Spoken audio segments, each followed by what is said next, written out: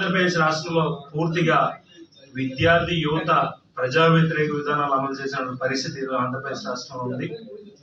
ఏదైతే జగన్మోహన్ రెడ్డి పాదయాత్ర చేసినప్పుడు నేను అధికారంలో రాగానే 2,30,000 ఉద్యోగాలు భర్తీ చేస్తానని మాయమాటలు చెప్పి అధికారంలో వచ్చి దాదాపు 4.5 సంవత్సరాలు అయినప్పుడు కూడా కనీసం ఎక్కడా కూడా జాబ్ లో ఉన్న పరిస్థితి ఆంధ్రప్రదేశ్ రాష్ట్రంలో ఉంది.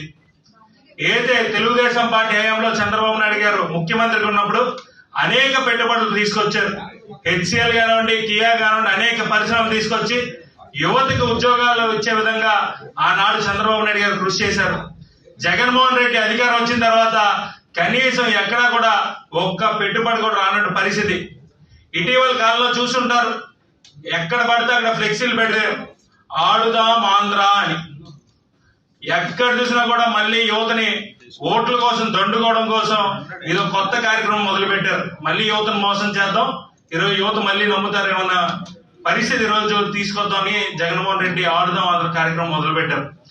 ఏదైతే ఆడుదాం ఆంధ్ర అంటే ఈరోజు ఆంధ్రప్రదేశ్ రాష్ట్రంలో ఉన్నటువంటి ప్రజలు కానీ అందరూ ఒకటే అనుకుంటున్నారు, నిన్ను నమ్మే పరిస్థితి లేదు. ఈరోజు ఆడుదాం ఆంధ్ర అంటే ఆంధ్రప్రదేశ్ రాష్ట్రంలో ప్రజలందరూ కూడా ఈ విధంగా నిన్ను అనుకుంటున్నారు. ఒక జోకర్ మాదిరిగా ఈరోజు నిన్ను ఈరోజు చూస్తున్నారు ఆంధ్రప్రదేశ్ ప్రజలందరూ. ఈరోజు ఆడుదాం ఆంధ్ర అన్నాం, యువత ఈరోజు నిన్ను నమ్మే పరిస్థితులు లేరు. నువ్వు ఆంధ్రప్రదేశ్ రాష్ట్రంలో ఒక జోకర్. ఈరోజు నీ మాటలు కానివ్వండి, ఏది నువ్వు ఈరోజు ఏ హామీలు చెప్తున్నావో నిన్ను నమ్మే పరిస్థితులు లేరు.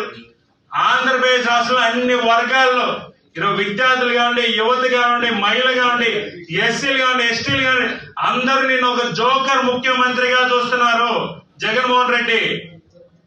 ఏదైతే గత 4.5 సంవత్సరాలుగా కనీసం ఏదైతే క్రీడా రంగం ఉందో కనీసం పూర్తిగా భ్రష్టు పట్టించావు.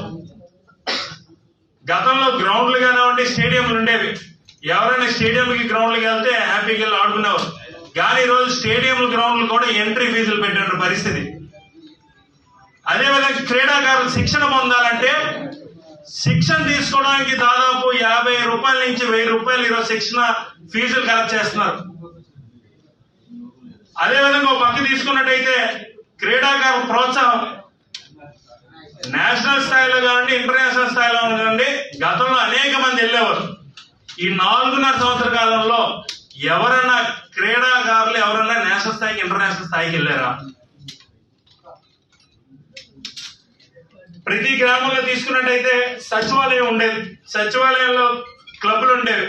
ఆ క్లబ్లు కూడా మేము రాగానే నిధులు కేటాయిస్తామని మాయమాటలు చెప్పి జగనన్న క్లబ్లను పేరు మార్పించుకొని ఈరోజు యువతను మోసం చేశాం.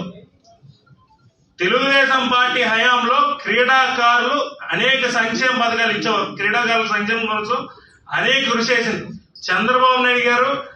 వాళ్ళని ప్రోత్సహించి ఆనాడు ఏదైతే హంపీ గారు కానివ్వండి, అదేవిధంగా పుల్లల గోపీచంద్ కానివ్వండి, కర్నూలు మల్లేశ్వర్ కానివ్వండి, వాళ్ళందరి ప్రోత్సాహంతో ఆంధ్రప్రదేశ్ వ్యాప్తంగా అందరికీ తెలుసు. ఈరోజు ఆంధ్రప్రదేశ్ రాష్ట్రంలో ఈరోజు 4.5 సంవత్సరాల నుంచి నువ్వు అందరితో ఆడుకుంటున్నాం. ఎస్సీలతో ఆడుకున్నాం, ఎస్టీలతో ఆడుకున్నాం, బీసీలతో ఆడుకున్నాం, మైనార్టీలతో ఆడుకున్నాం, మహిళలతో ఆడుకున్నాం, అన్ని వర్గాలతో ఆడుకున్నాం. ఆఖరికి నీ చెల్లి అమ్మతో కూడా ఈరోజు ఆడుకునే పరిస్థితి ఆంధ్రప్రదేశ్ రాష్ట్రంలో ఉంది. మరిన్ని వీడియోస్ కోసం ఛానల్ ని సబ్స్క్రైబ్ చేయండి, లేటెస్ట్ అప్డేట్స్ కోసం వాట్సాప్ ఛానల్ ని ఫాలో చేయండి అండ్ లింక్ డిస్క్రిప్షన్ లో ఉంది.